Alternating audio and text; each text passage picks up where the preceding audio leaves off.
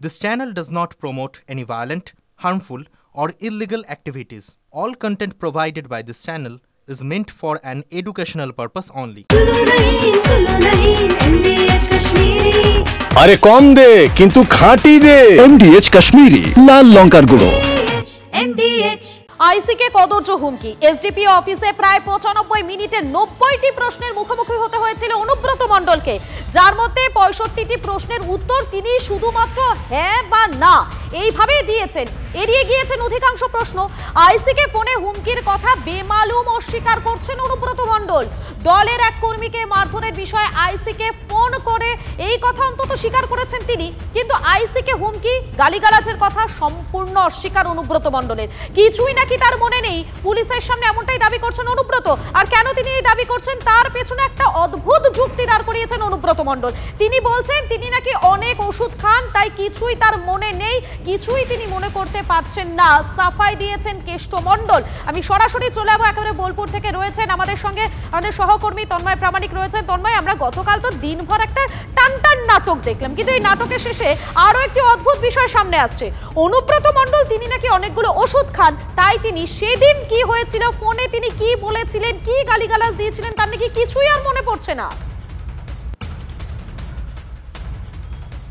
দেখো, একেবারেই তাই। সেই ঘরের ভেতর ঘর বলে একটি উপন্যাস ছিল, আর এটা যেন নাটকের ভিতরের নাটক।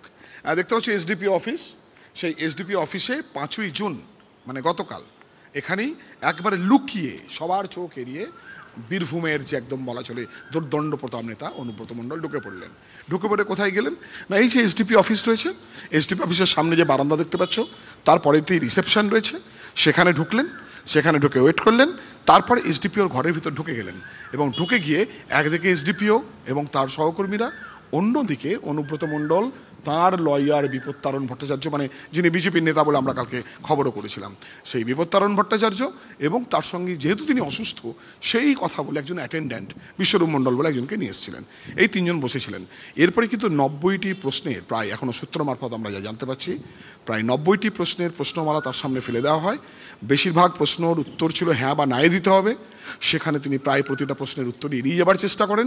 পাশাপাশি যখন তাকে রাত্রের ফোনের কথা জিজ্ঞেস করা হয়, তিনি বলেন আইসিকে ফোন করেছিলাম, কিন্তু আইসিকে আমি ফোন করেছিলাম একজন কর্মী মারধর খাওয়া নিয়ে, তার বিষয় নিয়ে।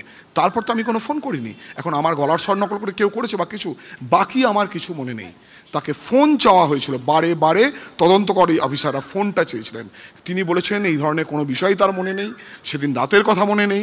তিনি স্নায়ু রোগের ওষুধ খান, তিনি ঘুমের ওষুধ খান, রাত্রেবেলা ওষুধ খেলে আর কিছু মনে থাকে না। ফলে আইসিকে ফোন ছাড়া তার আর কোনো কিছু মনে নেই। যতবার ঘুরে ফিরে ফোনের প্রশ্নে আসেন তদন্তকারী অফিসাররা, ততবার আমি একটু বিরত করব তোমাকে। এই জায়গা থেকে তো একটা প্রশ্ন উঠে আসছে, তার তো সে রাতের কথা কিছু মনে নেই। তিনি গালিগালাজ দিয়েছিলেন নাকি হুমকি দিয়েছিলেন কিছুই তার মনে পড়ছে না। যদি তিনি হুমকি না দিয়ে থাকেন তাহলে তিনি কেন ক্ষমা চাইতে গেলেন, এটাও তো একটা প্রশ্ন উঠছে এই মুহূর্তে। একেবারেই সেটাই তো এখানে তদন্তকারী অফিসার প্রশ্ন করেছিলেন তাকে, যে আপনার যখন কিছুই মনে নেই, আপনি যখন ফোনে কোনো কদর্য ভাষায় আক্রমণ করেননি, তার মা তার স্ত্রীকে নিয়ে কোনো খারাপ কথা বলেননি, তাকে টানতে টানতে মারতে মারতে নিয়ে আসবেন এরকম প্রাণনাশের হুমকি দেননি, তাহলে আপনি ক্ষমা চাইলেন কেন? আপনি বললেন কেন যে আমি ভুল করে বলে ফেলেছি? এই কথাগুলো বললেন কেন? তার উত্তরও খুব অদ্ভুত। তার উত্তরে অনুব্রত মণ্ডল বলেছেন আমার দলনেত্রীর নির্দেশে আমি ক্ষমা চেয়েছি, তিনি আমার কাছে ভগবান, তিনি যা বলবেন আমি তাই করব। তিনি ক্ষমা চাইতে বলেছিলেন, আমি ক্ষমা চেয়েছি। খুব অদ্ভুত উত্তর। ফোন দিচ্ছেন না, কিছু মনে নেই, ও ক্ষমা চেয়েছেন। ক্ষমা চাওয়ার কারণ হিসেবে যখন তাকে প্রশ্ন করা হয়, এই প্রশ্নমালার মধ্যেই সেই প্রশ্ন ছিল, তখন উত্তর হচ্ছে এরকম, দলনেত্রীর নির্দেশে আমি ক্ষমা চেয়েছি, কিন্তু আমি এই ধরনের কিছুই জানি না, অর্থাৎ কিছুই মনে পড়ছে না। একটা অদ্ভুত আইনগত ফাঁকের জায়গা থেকে সেই জায়গাটাকে ব্যবহার করার চেষ্টা করছেন অনুব্রত মণ্ডল। মধুকল্পিতা। তন্ময়, এখানেই তো প্রশ্ন, এই যে তিনি এত কিছু বলছেন বারবার করে, এটাকে তো বলা যেতেই পারে যে তদন্ত যেদিকে যাচ্ছে সেই দিকে তিনি কোনোভাবেই সহযোগিতা করতে চাইছেন না। সে কারণেই বারবার করে একের পর এক যুক্তি তিনি খাড়া করছেন। তিনি কি চাইছেন কোনোভাবে যে এটা অনেকটা লম্বা হয়ে যাক বিষয়টা? দেখো, একেবারেই তো তাই। ঘটনা কবে ঘটেছে? আমাদের কাছে যে খবর রয়েছে 27শে মে ফোনে এই কদর্য ভাষায় হুমকি, তার মা স্ত্রী সম্পর্কে অত্যন্ত নোংরা হুমকি, ভয় দেখানো এবং তাকে মারতে মারতে নিয়ে আসার ফোন তিনি করেছিলেন। এরপর দেখা যাচ্ছে 29 তারিখ, সেদিনই ফোনে তিনি বলছিলেন সুদীপ্ত লোক জোগাড় করো, সুদীপ্ত লোক জোগাড় করে একদম ওখানে ঘেরাও করো, থানা ঘেরাও করো, কোয়ার্টার থেকে মারতে মারতে বাইরে নিয়ে আসবো। সেখানে ঠিক যে কথা বলেছিলেন, দুদিনের মাথাতেই 29 তারিখ থানা ঘেরাও হয়েছিল নাগরিক কমিটির নামে, নাগরিক মঞ্চের নামে। তৃণমূল নেতারা সেই থানা ঘেরাও করেছিলেন, কাউন্সিলররা ছিলেন, বেশ কয়েকজন বালি মাফিয়া নাকি সেখানে ছিল, এমন অভিযোগ উঠে আসছে বিরোধীদের তরফ থেকে, তাদের ছবি মার্ক করার কাজও চলছে। ফলে সেখানে সমাজবিরোধী, ক্রিমিনাল, নেতা, কাউন্সিলর এমন একটা অদ্ভুত সমন্বয় নাকি দেখা গেছিল।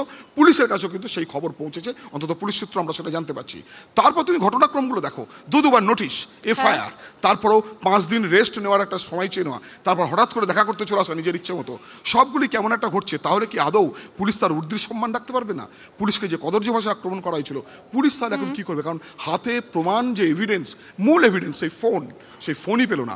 অভিযোগকারীর ফোন দুটি সিজ করা হয়ে গেছে, কিন্তু যিনি অভিযুক্ত, যার বিরুদ্ধে অভিযোগ, তার ফোনটাই পাওয়া গেল না। এখানেই তো উঠছে একাধিক বিষয়, একাধিক প্রশ্ন। আপাতত তোমাকে ধন্যবাদ তন্ময়। এই যে অনুব্রত মণ্ডল, সেই অনুব্রত মণ্ডলের ফোনটাই নাকি এখনো পর্যন্ত পাওয়া যায়নি। ফোনে আইসিকে কদর্য হুমকি, অনুব্রতর ফোনই পেল না পুলিশ। গতকাল এসডিপি অফিসে ফোন নিয়ে যাননি অনুব্রত, খবর সূত্রের। তাহলে ফোন কোথায় গেল কৃষ্ণ মণ্ডলের? আচ্ছা, আপনাদের নিশ্চয়ই মনে থাকবে জীবন কৃষ্ণ সাহা পুকুরে ফোনে ফেলে দিয়েছিলেন তিনি, যখন কেন্দ্রীয় তদন্তকারী সংস্থা তার বাড়িতে পৌঁছে গিয়েছিলেন। ঠিক সেই সময় তিনি তার মোবাইল ফোনটি নিয়ে ছুঁড়ে ফেলে দিয়েছিলেন পুকুরে। সেই স্মৃতি কি কোনোভাবে ফেরাচ্ছেন অনুব্রত মণ্ডল? অভিযোগকারীর আইসি দুটি ফোনই ইতিমধ্যে বাজেয়াপ্ত করে ফেলেছে পুলিশ, কিন্তু অনুব্রত মণ্ডলকে 7 দিন ছাড় কেন? জামিন অযোগ্য ধারার পরেও কেন গ্রেফতার করা গেল না অনুব্রত মণ্ডলকে?